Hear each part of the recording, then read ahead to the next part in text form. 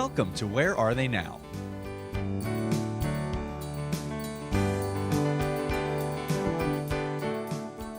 We reach into the archives of Lenape, Shawnee, Cherokee, and Seneca High Schools and invite selected alumni to share memories and fill us in on their career paths after commencement. Since Lenape's first graduating class in 1961, Shawnee's in 1972, Cherokee's in 1978, and Seneca's in 2005, over 58,000 individuals have received diplomas from these four schools. Here now is your host, John Donaldson. Welcome back to Where Are They Now? Our guest today is an alum from Lenape High School class of 1990, Shelly Rossell. Shelley is Senior Technology Manager for TD Bank and currently resides in Mount Laurel. Welcome to the program, Shelley. Thanks, John. Thanks for coming over. We really appreciate it. Thanks. So talk to me a little bit about, we always go back to your yearbook and talk to you about everything you were doing in high school before we get to the good stuff. Right. So talk to me about your high school days at Lenape and things you were involved with. So I was involved with the Latin Club and concert band for 2 years and bowling. So my primary thing was bowling. I did that for all 4 years, and I was co-captain in my senior year. Okay. And I think we won a few tournaments and things like that, so it was cool. You follow the bowling team still to see how they're doing? I don't. I actually stopped bowling. The chiropractic issues that go with that are too much fun. Yeah, okay. So no longer bowling. No bowling anymore.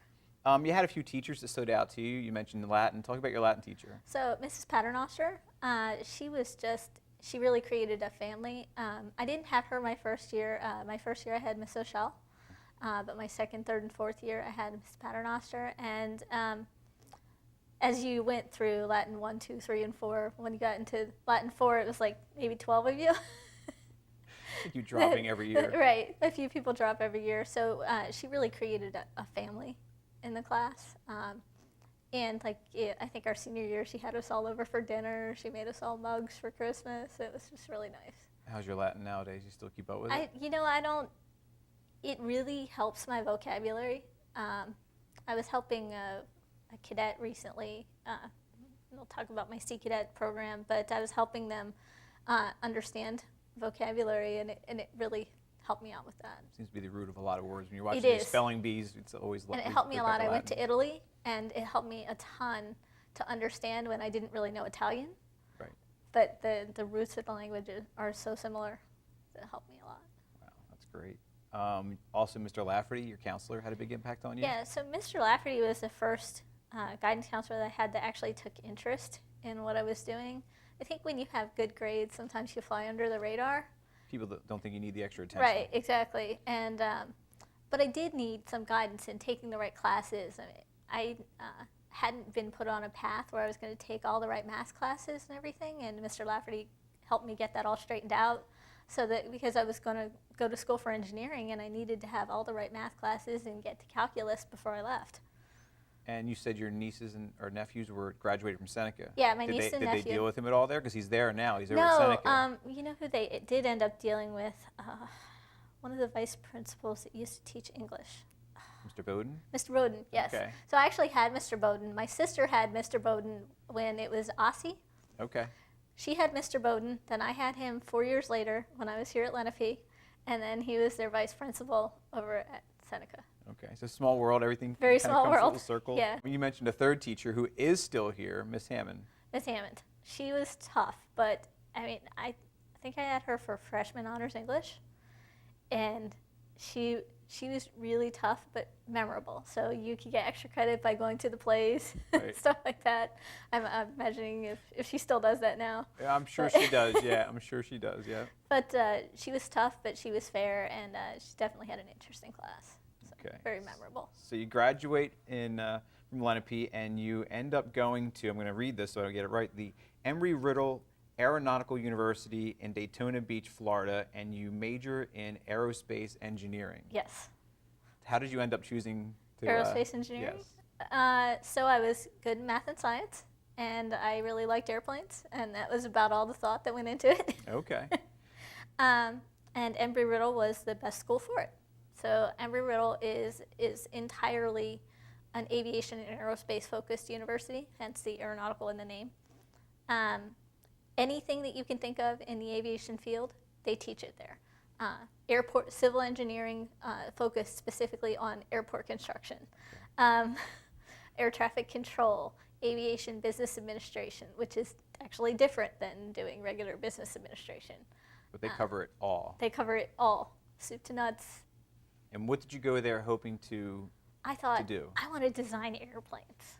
And I thought, I was naive. I thought you could actually, there are some people that do eventually get to the point where they can truly design an entire airplane. It's not generally how it works. Usually you end up working on a part of an airplane. Right. And that part pretty much for 20 years. Right. Because there's not a lot of innovation really in aviation. Not like you would think. You'd think, oh, this is cutting edge.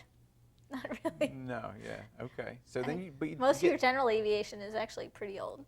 You get 3 years in and you decide I get 3 years in and I'm like, I think I like computers better. you don't want to do it, but you're so far in at that point. You're so far in. And, colleges do a much better job today of helping expose people to the career fields that they're actually going to work in a lot earlier. Mm-hmm. But, we're talking 15, 20 years ago. They weren't really doing that then. Right. So now they do a much better job, but I didn't know until I was a few years in and just started talking to people that were in the field. Right. Oh, that's what I'll be doing? I think I might get bored.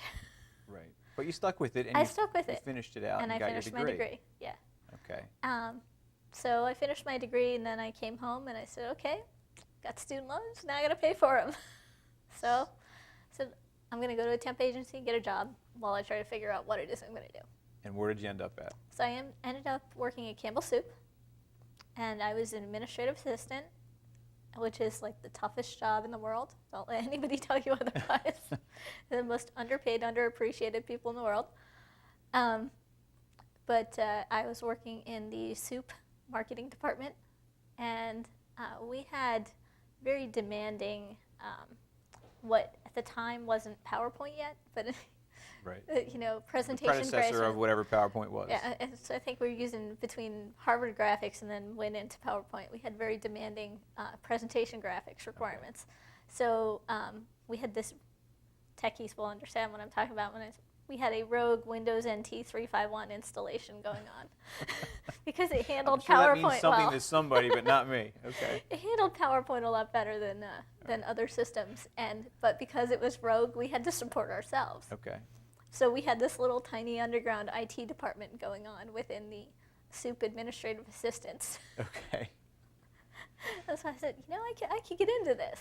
And so as my technology aptitude kind of showed through, I got steered into other roles at the organization that helped me really get a better fit. I tried a couple of different jobs, and eventually I think I did a technology liaison role with the International Grocery Division, and then I did where I was an EDI liaison, so electronic data interchange. This is what happened before XML and okay. before real e-commerce happened.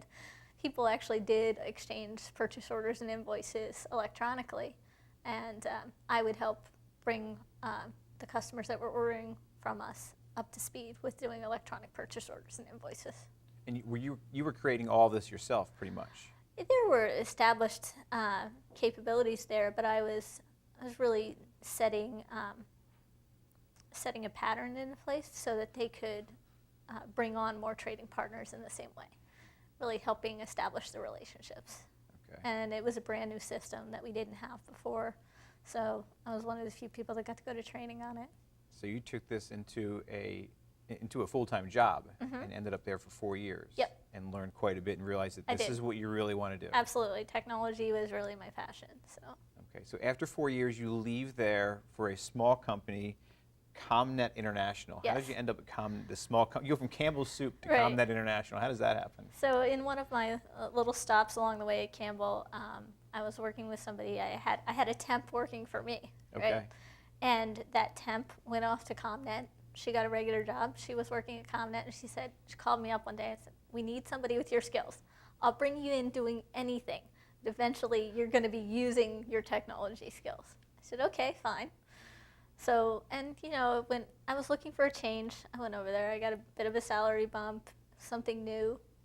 And at the time when I started there, I think there were maybe 10 people working there. So I was Okay. one of 10 people. I started working in the inventory area. Okay. I was packing boxes, I was unpacking boxes, but I was working with Access databases and learning all sorts of other technology. So at any moment were you thinking, maybe I made a bad choice No, as you're unpacking boxes? no, because and that's now that what I do, now that I know in the job that I do now, if you don't understand the business that you're doing technology for, you're never going to be able to do it right. Right. So you were in on the ground level and knew exactly what Exactly. and why you were doing on the other and what you were doing. Right. So you told me in your bio that you were the entire I IT became department. the entire IT department. So as we grew up to about 40 people before I left. I did I worked with the company that put in the physical security for the building, so badge access so you could get in. We wired up the building as we expanded, put in new servers, built a new server room, I deployed everybody's computer, put in new phone systems because we also ran a help desk. So Okay. part of our services that we provided for our customers was running a help desk and a hot swap program. So the company that we had our primary contract with, if somebody's laptop broke, they could call us up and we would send them hot swap Okay. laptop and they could just swap hard drives. Or we'd send them parts. Now, were they sending you for training as well so you So I could did- learn, or I you did were get learning some- this all on your own? I learned a lot of it on my own, Okay. but I did utilize the time there to get Microsoft certifications. So I was a Microsoft Certified Systems Engineer. I had my A+ certification so I could actually work on the hardware. I went and got HP and Compaq certification because Okay. at the time they were two Okay. separate companies. Okay. So I got to ask you, so you're turning in your resumes into these companies and they see aerospace on there. They're like, what the what's the heck? interview process like? What is that They're like? like, how do you get from, I'm like, look, I like technology. Yeah, everybody's like, how do you get from aerospace to banking? And what I tell people is, don't make the aerospace to banking leap. Right. Make the engineering to technology leap. There you go. It's much closer. Okay. I mean, the principles that you learn in engineering are really the same as what's the basis for technology. You're just learning a different technology Sure. underneath of it. It's troubleshooting, critical thinking, all of those things Right. are what go into it. So you spent 7 years there, Mm-hmm. and what the leap to TD Bank? How did that transpire? So, I was at a small company. I was 2 steps down from the president. I wasn't going to get any further. Right. It was a very tight-knit group. I said, I need to try something else. Okay. So I'd been looking around for a while, and Commerce Bank at the time had several ads out. So I applied, and I came and interviewed with a couple of folks. In fact, the guy that hired me was a Shawnee grad, and I went to school with his wife here Okay. at Lenape. So that helped a little bit, I guess, having that I guess, connection? yeah. Okay. Couldn't hurt? I don't know, it doesn't hurt. Right. And it was probably the toughest interview I ever felt that I had. But then they called me back. You got the job. I was like, great, that's awesome. So that is now 8 years ago. So work your way I to, worked how my- did you get to yeah. become Senior Technology Manager? Yeah, so I worked my way up. So I was basically, when I started, I was at the entry-level position for the type of field, what we call it is application management. So I was the entry-level job. We called them system administrators at the time. But what I would do is I would have responsibility for implementing a new software application to meet a business need. Mhm. So I would help the business determine what their requirements were. I would work with them and with the vendor to make sure that the off-the-shelf software package that we selected would do everything that we needed. And we'd actually go ahead and install it onto the servers, install it onto the workstations, and make sure everything was working okay. Okay. And so the first thing I did that with was with residential mortgage origination. So when you go to apply for a mortgage, they've got to have a software package that they put all your information into and do the decisioning on. Okay. So that's what I did that with. Okay. So you start there, and I guess I was doing pretty well. So after a few months, they asked me to be a lead system administrator. So where I was basically providing guidance to my peers, for about 5 of my peers. I started working on progressively larger projects, And when Commerce Integration came around, when TD Bank Financial Group came and bought Commerce Bank, we had a huge integration. It was a multi-year project. Said, Shelley, we want you to lead the application group for the commercial and small business applications integration. So I became what we call an application manager. Okay. So that's 2 promotions now. Okay.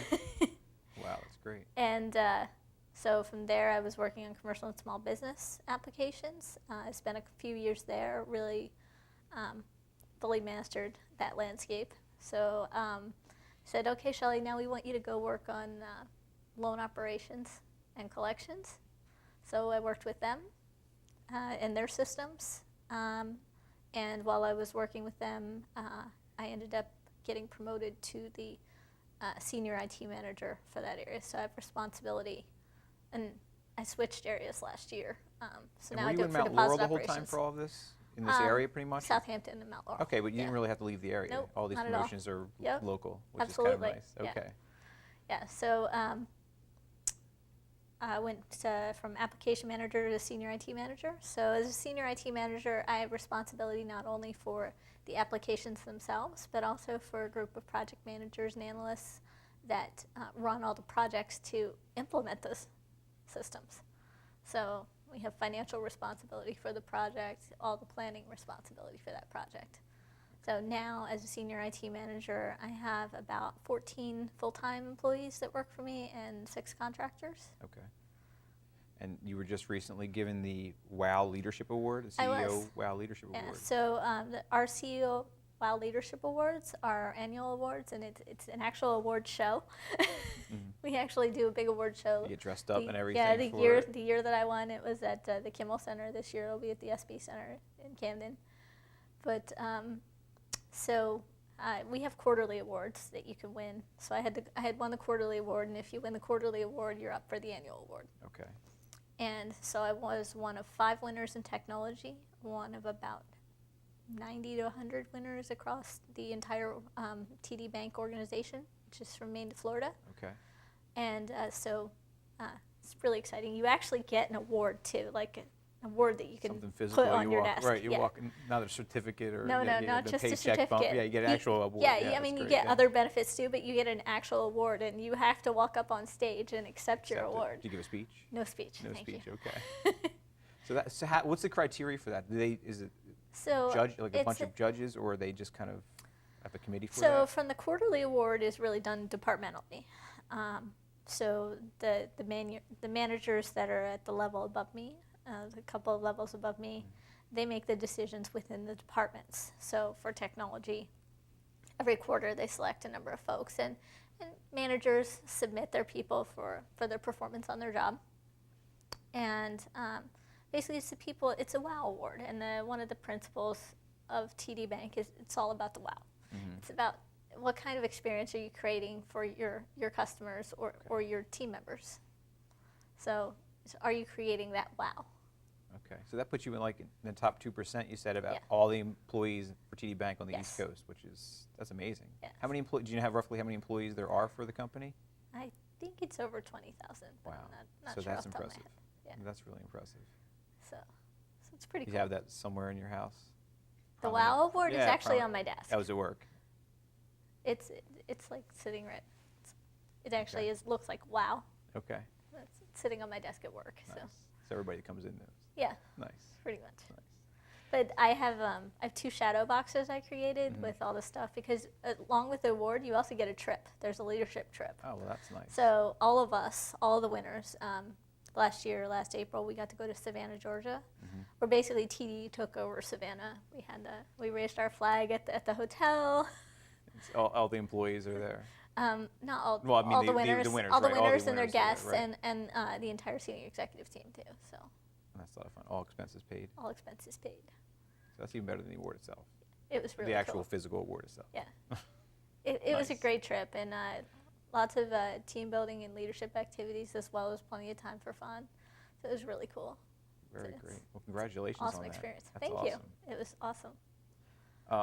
So that kind of gets us up to speed on where you're at in your career. Mm-hmm. You're quite involved outside of work as well. I am. You are a volunteer with the U.S. Naval Sea Cadet Corps. Talk a little bit about that program, what it's about, and then what you do. You do quite a few things with them. So the U.S. Naval Sea Cadet Corps is a youth organization based on the Navy. We provide, a drug and alcohol-free opportunity to learn leadership and about seagoing careers, really any career. It's for kids. By waiver, you can start at 10 all the way up to 18. We have two programs, essentially. One is the Navy League Cadet Corps, which is for the younger kids up to a maximum of 14, and Naval Sea Cadet Corps, which is from 13 to 18. And what we do is we teach them about leadership at my unit. We actually come and drill once a month, so they come and spend time at Joint Base McGuire-Dix Lakehurst. Come in on a Friday night. I actually just came off of my volunteer weekend. Come in on a Friday night. We stay in the barracks. We eat in the chow hall. We teach them military drill. We teach them leadership stuff. This month we went and did swim qualifications. We help them understand what it takes to lead people. We help them understand what it takes to succeed. Some of the practical skills that you might not get in school. How did you decide to get involved with that? This was a program that I had actually wanted to join when I was a teenager. It didn't work out with my family schedule. Okay. So you knew of it. 10 years ago, I said, I really want to volunteer with something. And I remembered this program, and I got sucked in pretty quickly. Well, that's great. So I've been doing it for 10 years, but it's fabulous.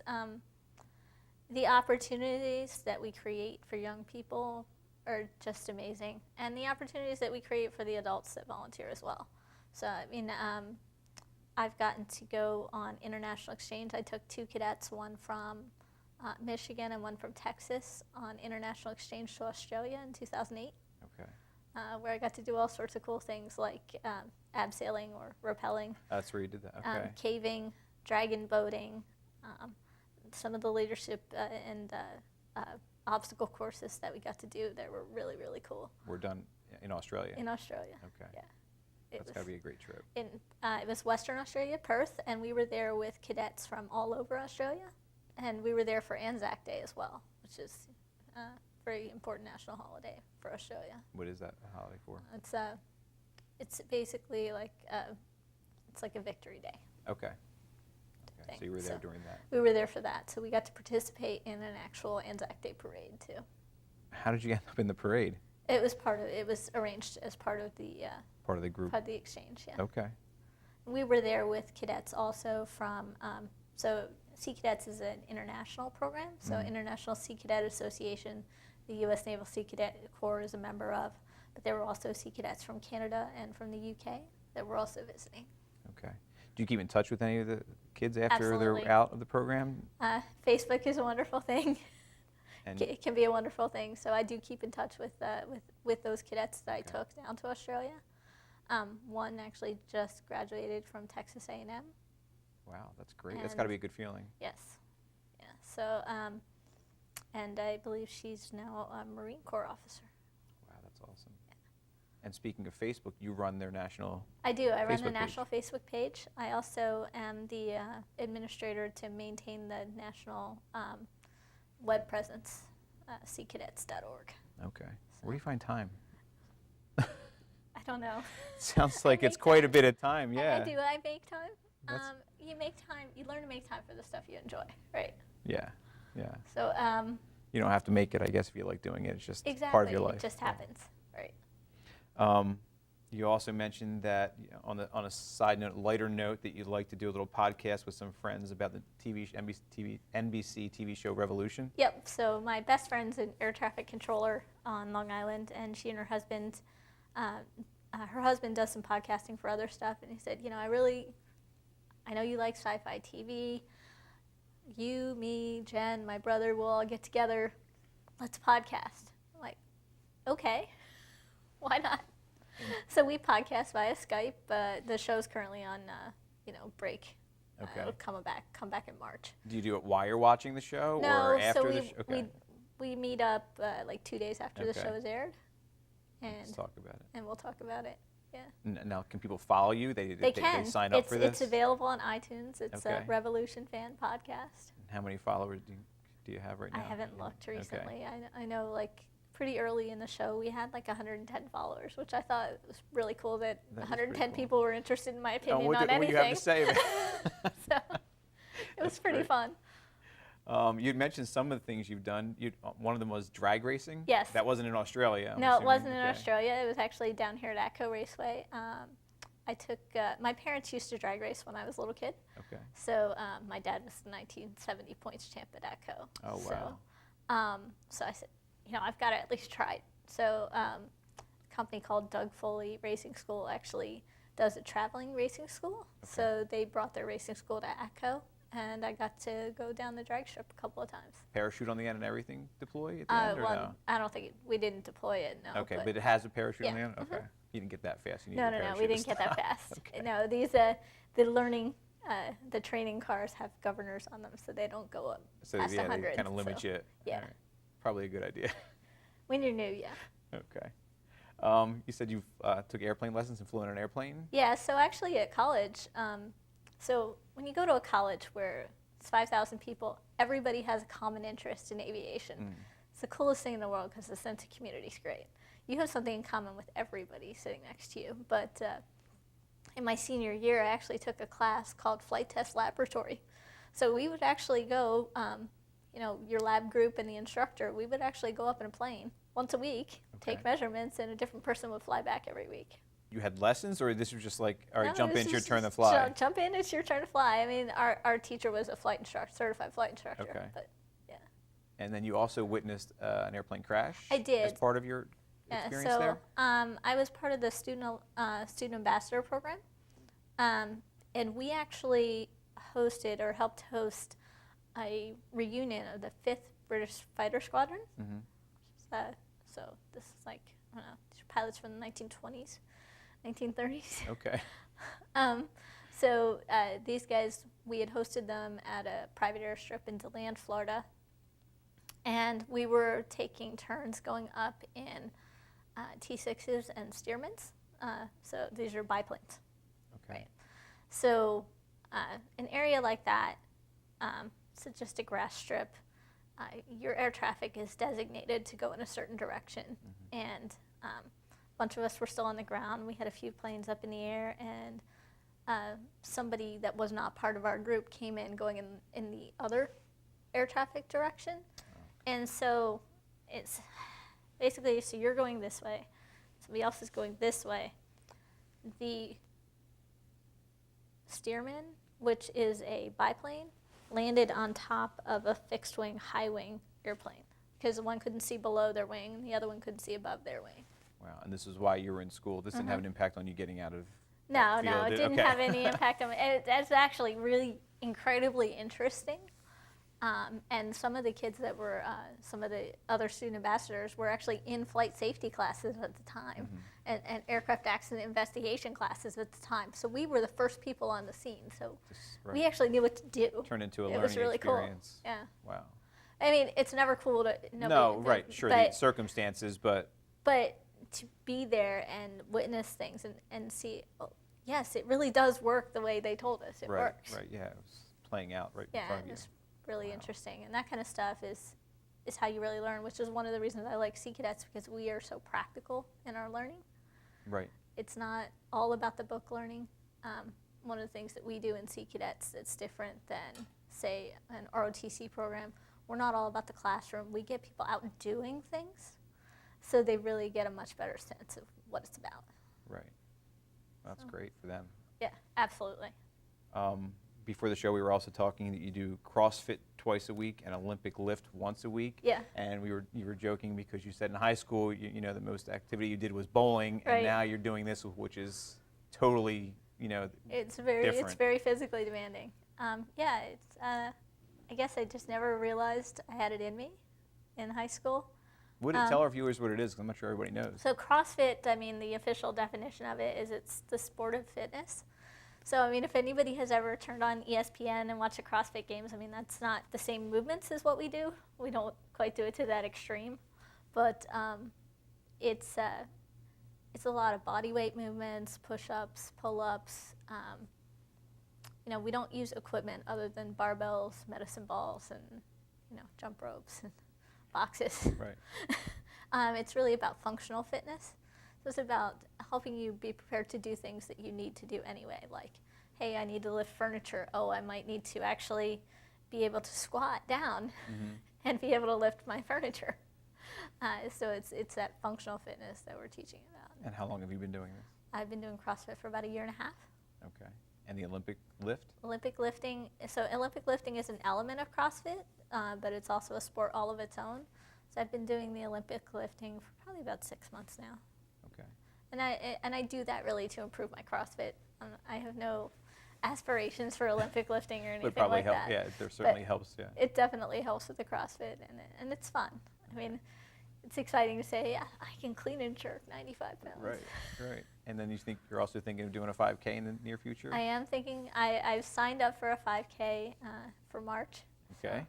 And how's the training underway yet, or not yet? Not really. I mean, CrossFit will have helped some. I think tonight I'll be getting back to the Couch to 5K program. There you go.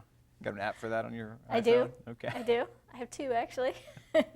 You pick one and see which works. Exactly. Try it out. One more thing you have on here is that you've been underway on, I'm not going to mess this up, on the USS Kearsarge. So as part of Sea Cadets, we actually got to participate in Fleet Week. So we took a C9 from Willow Grove down to, C9 is the same thing as a DC9, down from Willow Grove to Norfolk. And we actually got on the ship in Norfolk and we're underway up to New York City, and I actually got to man the rails, those are the folks that are actually standing along the flight deck when you come into port. Oh, very neat. It was really cool. Pretty cool experience. So I actually have more underway time than some people I know in the Navy. You rub that in their face because you know. I joke with them every once in a while. But my nephew being in the Navy, I'm like, dude, I got more underway time than you. Nice. Nice. We're just about out of time. Is there anything that we've missed in your, life since you've graduated from Lenape that you want to tell the viewers about? No, it's been a fun ride. Yeah. Any A lot more advice to do. for students that are in the Lenape District that, words of wisdom that you want to pass on to them on things you've learned while in high school or after high school? So don't stress over things. I mean, yes, put the appropriate effort in. Not everything's going to go right. Not everything's going to go the way you expected. But things will get better. And don't stress over having to know exactly what you want to do, because I don't know that I know exactly what I want to do yet. Your life will be consistently evolving and changing, and you'll do different things. And they can't go wrong with that advice. There you go. Shelley, thanks for being with us today. Thank It's you. been a pleasure. Same here. We've been speaking with Shelly Rossell, Senior Technology Manager for TD Bank, and currently resides in Mount Laurel. She was a member of Lenape High School's class of 1990. Please join us next time for more alumni interviews on Where Are They Now?